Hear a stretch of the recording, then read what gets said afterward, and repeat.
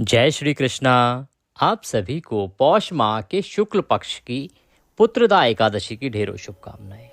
आज का ये वीडियो बहुत महत्वपूर्ण होने वाला है क्योंकि हमने पहले बताया है कि एकादशी का व्रत कब करना है, परंतु आज हम बताने वाले हैं कि एकादशी के दिन भद्रा का साया है, तो किस समय से किस समय तक भद्रा रहेगी और कब आपको पूजन नहीं करना है।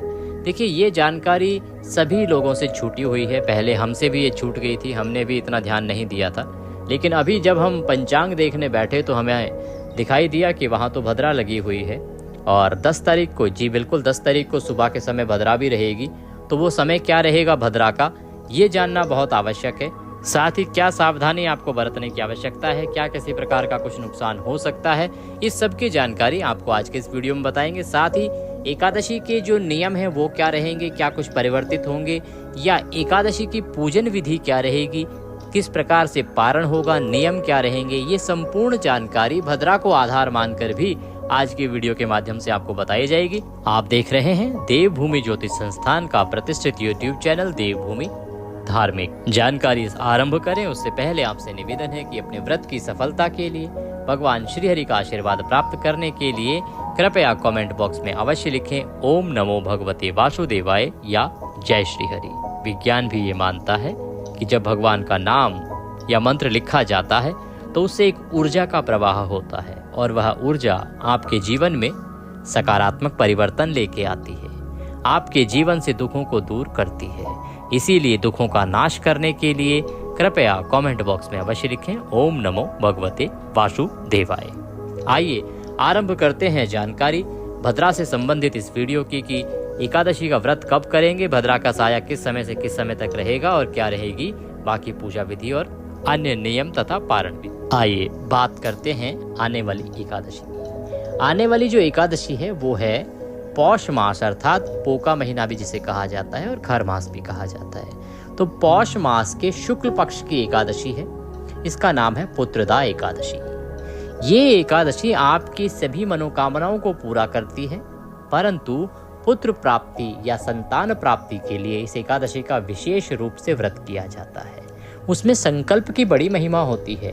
उसका संकल्प आपको कैसे करना है ये आपको आगे हम पूजा विधि में बताएंगे, क्योंकि जब आप व्रत करते हैं, पूजन करते हैं, तो पूजन से पहले सबसे पहला जो कार्य होता है वो होता है व्रत और पूजन का संकल्प करना। संकल्प में ही वर्णन आता है कि आप किस उद्देश्य की पूर्ति के लिए इस व्रत को कर रहे हैं, आपकी कामना क्या है। तो जो संकल्प विधि है उसको आप अवश्य देखिएगा, आगे अभी हम जब पूजा विधि की चर्चा करेंगे तो आपको बताएंगे। ये जो एकादशी है, देखिए किसी को आर्थिक परेशानी है आप व्रत कीजिए, किसी के घर में गृह कलेश है आप एकादशी का व्रत कीजिए, आप किसी को संतान नहीं हो रही है एकादशी का व्रत कीजिए, किसी को पुत्र प्राप्ति की इच्छा है एकादशी का व्रत कीजिए, आपके यहाँ आर्थिक हालात अच्छे नहीं हैं तो एकादशी का व्रत कीजिए। भगवान श्री हरि कहते हैं कि एकादशी का व्रत करने से मैं आपको मनवांछित फल देता हूँ। मनवांछित फल अर्थात जो आपकी मन की इच्छा होती है, जो भी आप प्राप्त करना चाहते हैं वो आपको अवश्य ही प्रदान किया जाता है। इसीलिए बस एक बात ध्यान रखनी होती है, नियम। एकादशी के व्रत के जो नियम हैं उनका पालन अवश्य करना होता है। कुछ मूलभूत नियम होते हैं जिनको आप नहीं छोड़ सकते।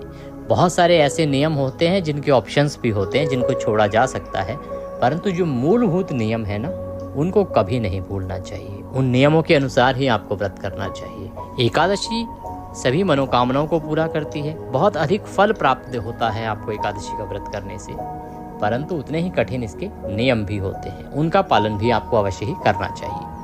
बात करते हैं पूजा विधि की कि आपने पूजा कैसे करनी है, संकल्प कैसे करना है, फिर आगे नियम की चर्चा करेंगे, व्रत कब करना है, पारण कैसे करना है, वो सब बताएंगे आपको। तो सबसे पहले पूजन आरंभ करते हैं। देखिए, जिस दिन आपने एकादशी का व्रत करना है ना, उस दिन आपको सूर्योदय से पहले अवश्य ही उठ जाना चाहिए।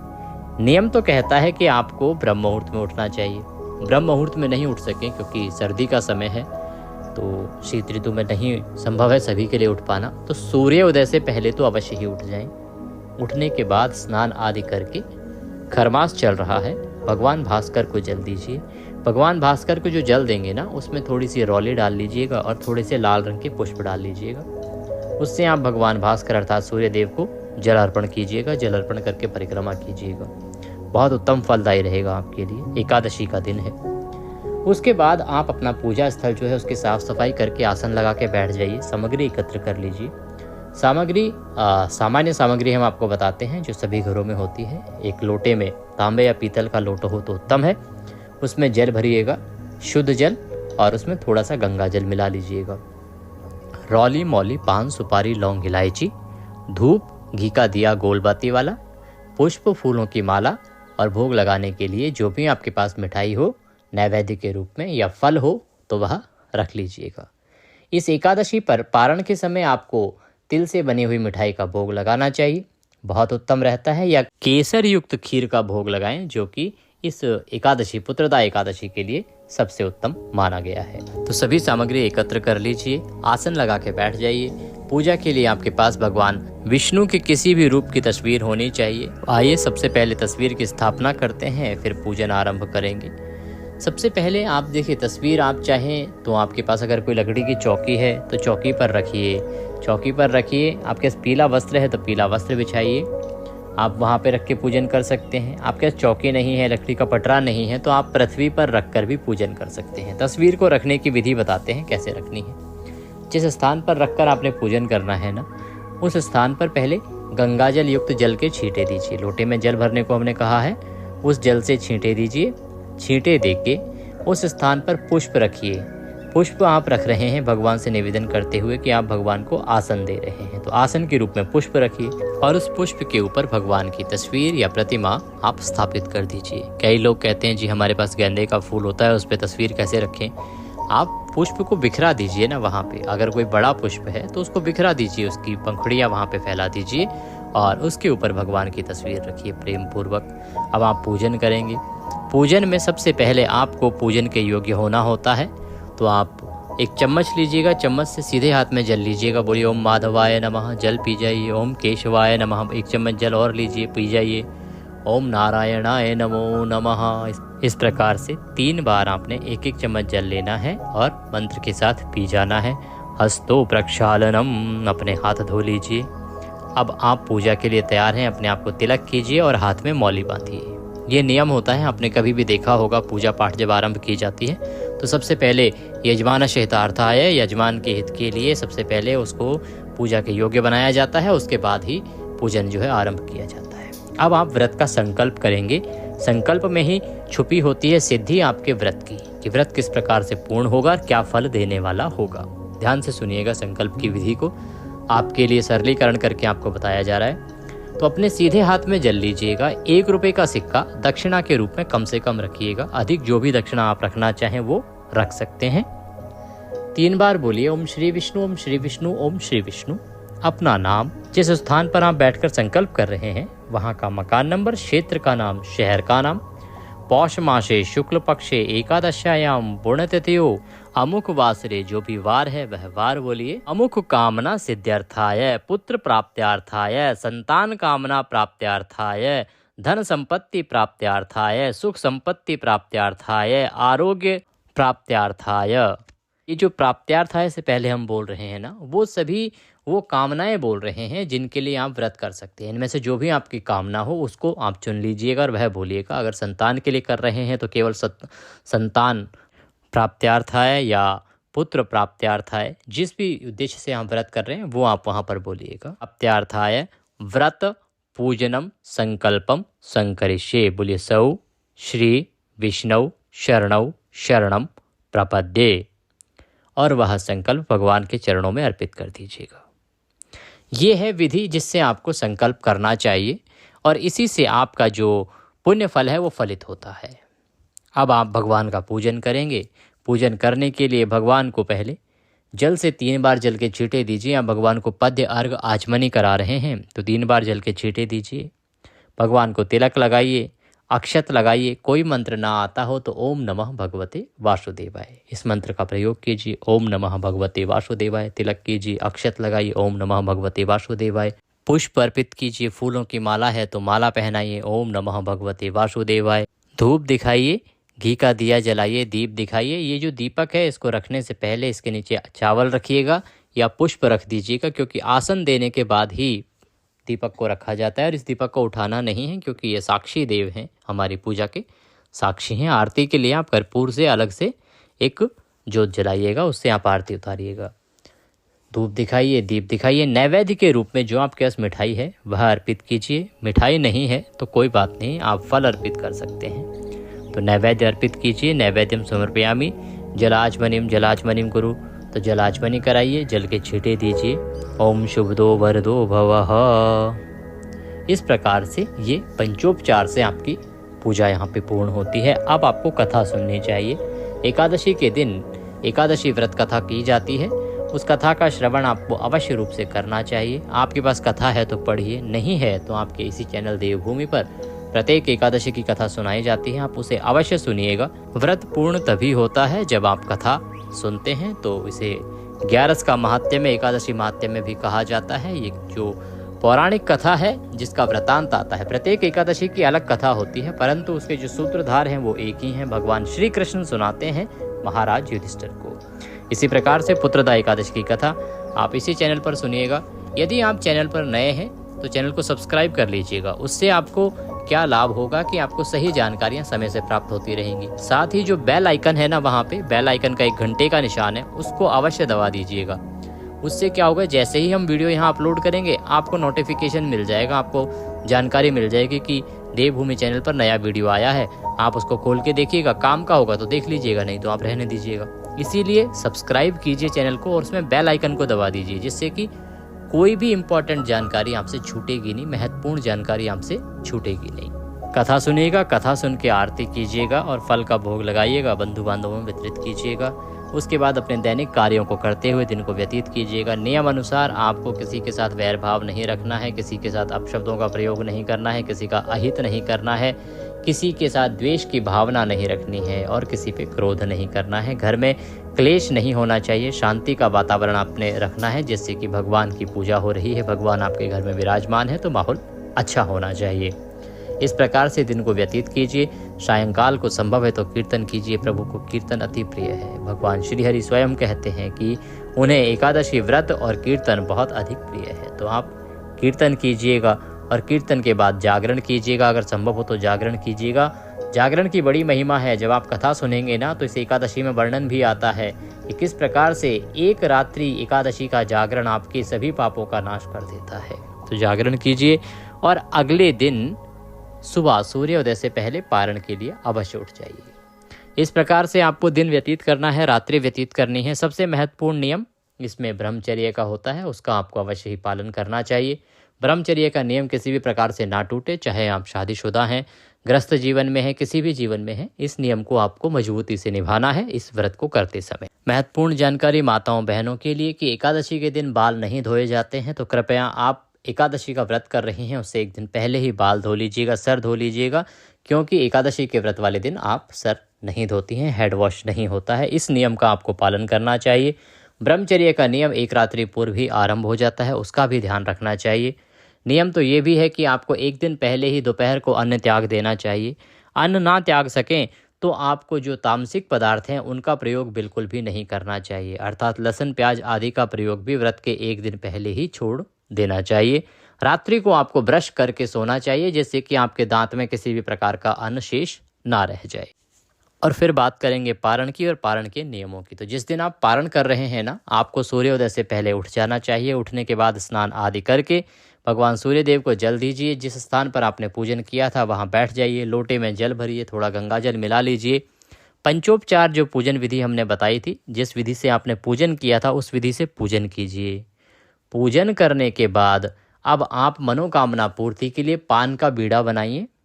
हमने पान का पत्ता सामग्री में बताया था, पान का पत्ता, उसकी डंडी तोड़ लीजिए, 2 लौंग, 2 इलायची और 1 सुपारी रखिए।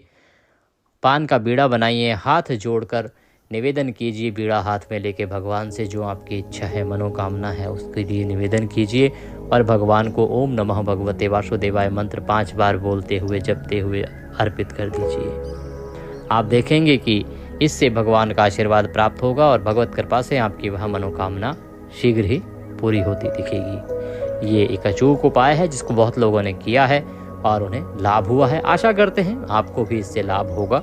बीड़ा अर्पित करने के बाद अब आप भगवान को पारण का भोग लगाएंगे। पारण में आपको पीले चावल का भोग लगाना चाहिए। पीले चावल का विधान सभी एकादशियों के लिए रखा है। साथ ही अगर आप इस एकादशी की बात करें पुत्रदा एकादशी की, तो आप केसर युक्त खीर बनाइए, उसमें केसर डालिए और उसका भगवान को भोग लगाइए। अगर वो ना हो तो आप फल का भोग लगा सकते हैं, या फिर आप घर में जो भी साधारण भोजन बनाएं, सात्विक भोजन, उसका आप भोग भगवान को लगाइएगा। थाली सजाइए, भगवान के सामने रखिए, उसमें एक तुलसी का पत्ता रखिए, तुलसी दल रखिए। भगवान से प्रेम पूर्वक भोजन का निवेदन कीजिए कि प्रभु प्रसाद ग्रहण करें। भगवान को भोजन कराने के बाद जलाचमनी कराइए और जो प्रसाद है उसको बाकी प्रसाद में मिला दीजिए। अब आती है अंतिम प्रक्रिया, जिसे हम पुष्पांजलि कहते हैं। ये बहुत आवश्यक प्रक्रिया है और किसी भी व्रत की सफलता इसमें निहित होती है। पुष्पांजलि करने के लिए खड़े हो जाएं, अपने हाथों में पुष्प लीजिए। हम यहाँ से मंत्र बोलते हैं और जैसे बोलते हैं वैसे वैसे आप निवेदन करते जाइएगा।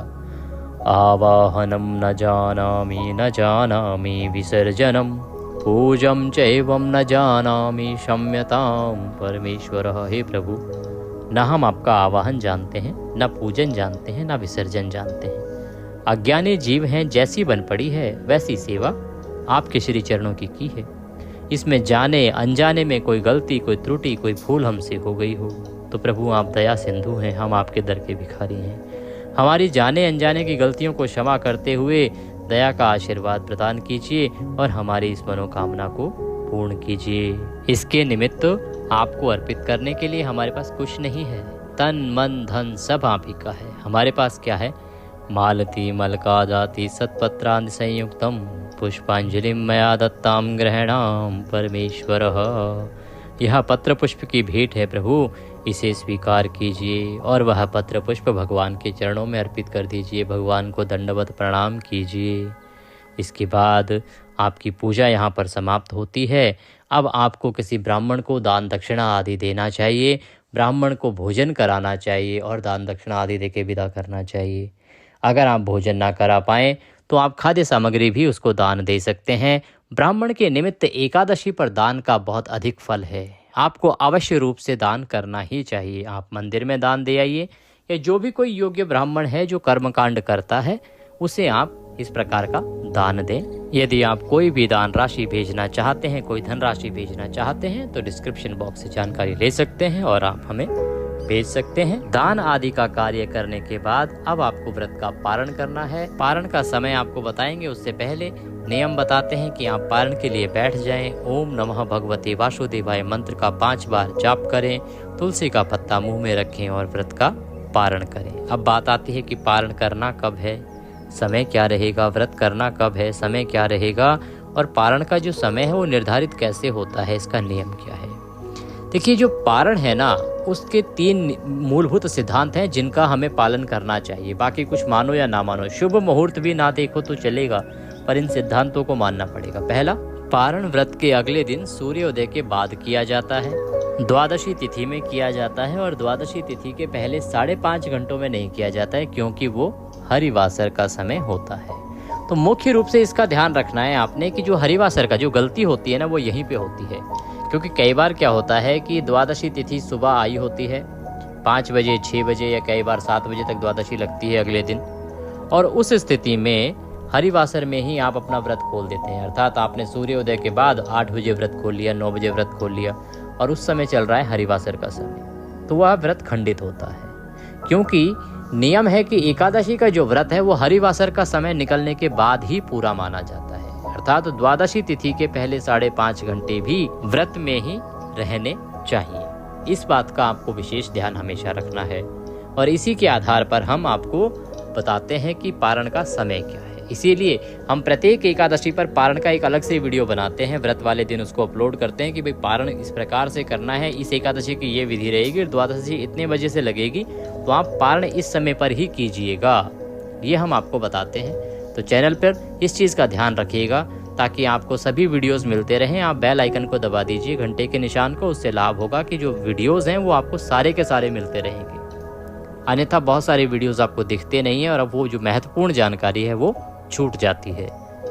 अब बात करते हैं कि व्रत कब करना है और पारण का शुभ समय क्या रहेगा।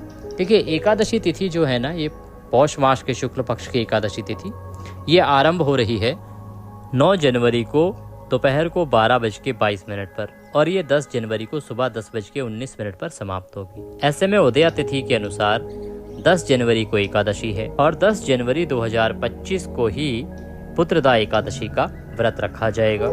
इसका पारण जो है आप 11 को करेंगे। अगर शुभ मुहूर्त की बात करें तो ब्रह्म मुहूर्त का समय रहेगा 5:27 से और 6:21। अभिजीत मुहूर्त उत्तम रहता है, वो समय रहेगा 12:08 से और 12:50। अमृत काल 11:29 से और 1 बजे तक रहेगा। ये भी पूजा के लिए बहुत ही शुभ समय माना जाता है। अब बात करते हैं उस अशुभ काल की जिसका साया इस बार एकादशी पर पड़ रहा है। देखिए, एक तो होता है राहु काल, वो तो होता ही है, प्रत्येक एकादशी पे होता है, उसमें कुछ नया नहीं है। तो वो समय रहेगा 11:10 से और 12:29 तक। पर एक साया जो है वो है भद्रा का। इस दिन भद्रा भी रहेगी और भद्रा आप जानते ही हैं कि भद्रा में कोई भी शुभ कार्य नहीं किया जाता है, किसी प्रकार का पूजा पाठ नहीं किया जाता है। तो आपको उस अशुभ काल से बचना है। वो समय रहेगा सुबह 7:15 से और 10:19 तक। ये समय भद्रा काल का समय है इस दिन 10 जनवरी को। तो इस समय में आपको एकादशी व्रत का पूजन नहीं करना है, आप इससे बचिएगा। बात करते हैं पारण की, तो पारण के लिए शुभ समय रहेगा 11 जनवरी 2025 को सुबह 7:15 से और 8:21 तक। ये थी जानकारी एकादशी के बारे में कि एकादशी किस दिन है, व्रत किस दिन किया जाएगा, पारण कब करना है, विधि क्या है। जानकारी अच्छी लगी हो तो वीडियो को लाइक अवश्य कीजिएगा, कमेंट बॉक्स में अवश्य लिखिएगा ओम नमः भगवते वासुदेवाय या जय श्री हरि। भगवत कृपा से आपका व्रत अवश्य ही सफल होगा, आपकी सभी मनोकामनाएं पूरी होंगी। जय श्री कृष्ण।